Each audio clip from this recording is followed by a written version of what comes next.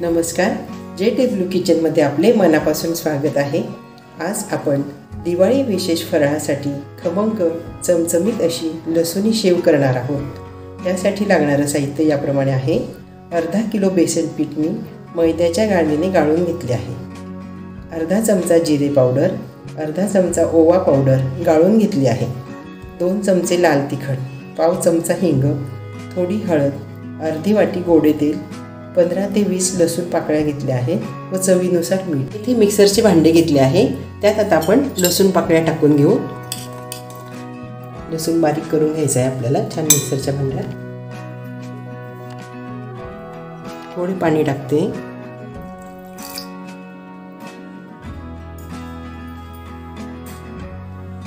थोडे मीठ, मिठामुळे लसूण लवकर बारीक होतो। आता आपण याची छान बारीक पेस्ट करून घेऊ। लसूण पेस्ट छान बारीक झाली आहे, आपण बघून घेऊ। बारीक झाली आहे, आपण आता गाळून घेऊ। येथे मी एक बाउल घेतले आहे, त्यात चाळणी ठेवून आपण आता लसूण पेस्ट गाळून घेऊ।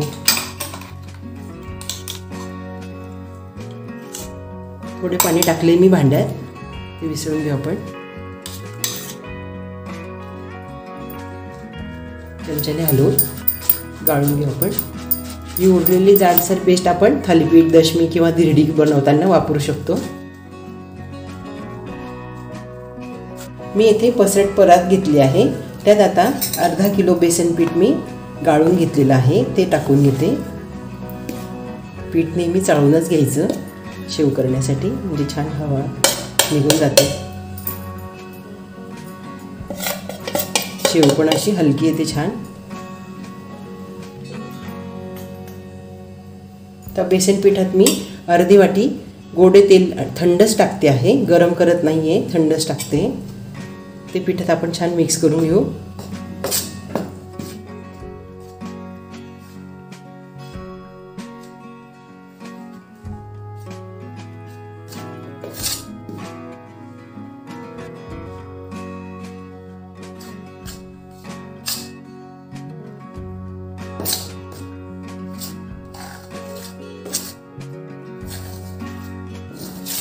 अर्धा चमचा ओवा पावडर टाकते आहे। ओवा पावडर पण मी ओवा छान मिक्सरमध्ये बारीक करून मैद्याच्या गाळणीने गाळून ठेवले आहे, शेव करताना म्हणजे अडकत नाही ते सोऱ्यात। 2 चमचे लाल तिखट, हिंग, थोडी हळद, जास्त नाही टाकायची, थोडीच टाकायची, चवीनुसार मीठ।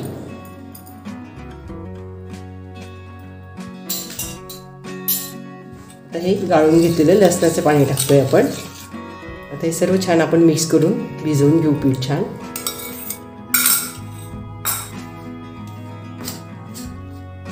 गरज लागली तर आपण दुसरं पाणी वापरून घेऊ थंड।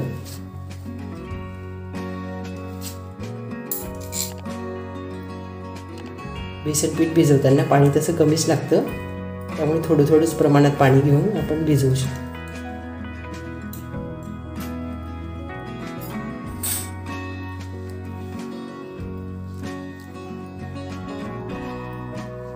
थोडं अजून गार पाणी टाकते।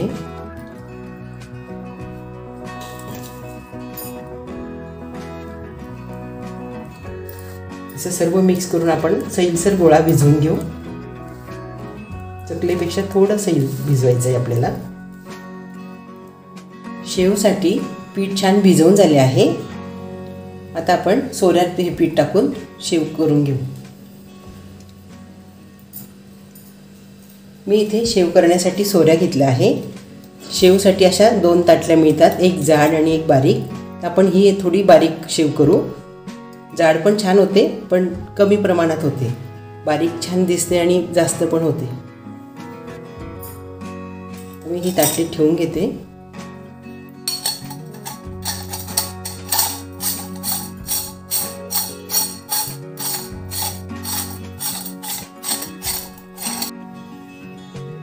मी सोऱ्याला आतून जरा तेल लावून घेते, म्हणजे पीठ चिकटून बसत नाही।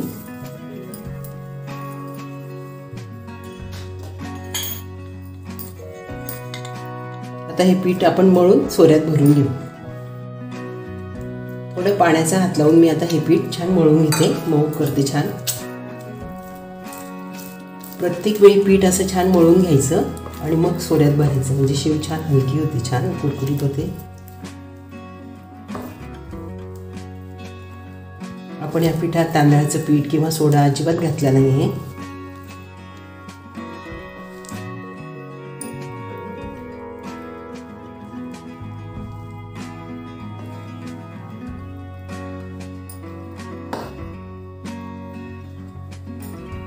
सोऱ्यात पीठ अगदी दाबून भरायचं.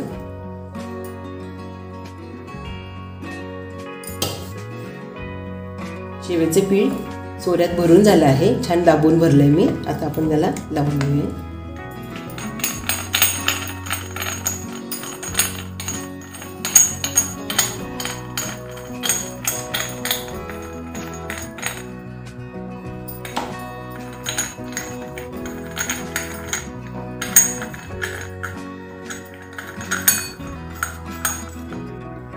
तापलेल्या तेलात मी आता शेव टाकून घेते आहे.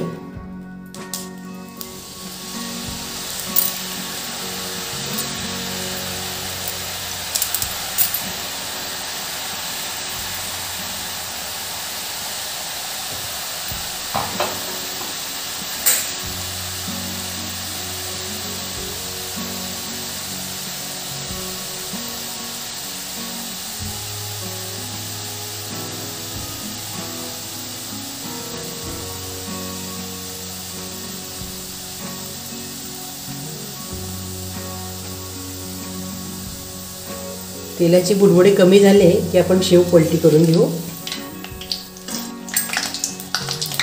दुसरी बाजू पण 1-2 मिनिटं आपण तेलात राहू देऊ.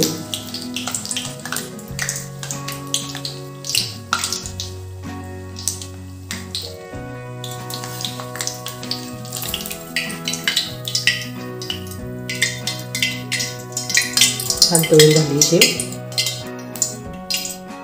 अशा प्रकारे आपण सर्व पिठाची शेव तळून घेऊ. अर्धा किलो बेसन पिठाची शेव तळून झाली आहे. या प्रमाणात झाली आहे. छान मस्त झाली बा, कुरकुरीत मस्त. आता आपण टोपलीत ठेवून घेऊ. मी इथे एक टोपली घेतली आहे, त्यात कागद ठेवला आहे. पांढरेच कागद वापरावे तळण करताना. त्यात आता गरम शेव आपण टाकून घेऊ. गरम शेव अशी टोपलीत पसरून ठेवायची, म्हणजे लवकर गार होते. चांगली गार झाल्यावरच ती डब्यात भरायची.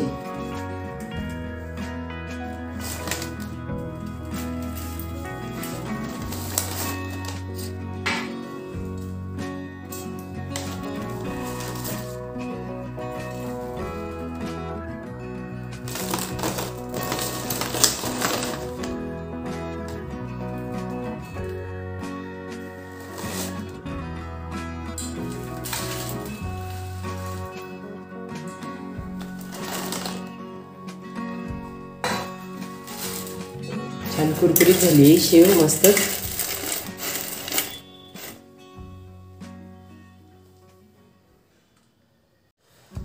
छान खमंग कुरकुरीत चविष्ट अशी शेव तयार झाली आहे. चवीला फार छान लागते. 1 ते 1.5 महिना छान टिकते. अशी शेव चिवड्यात टाकून खाल्ल्यास खूपच छान लागते. तर मग आपण पण अशा पद्धतीने शेव घरी नक्की करून बघा. हा व्हिडिओ बघितल्याबद्दल धन्यवाद.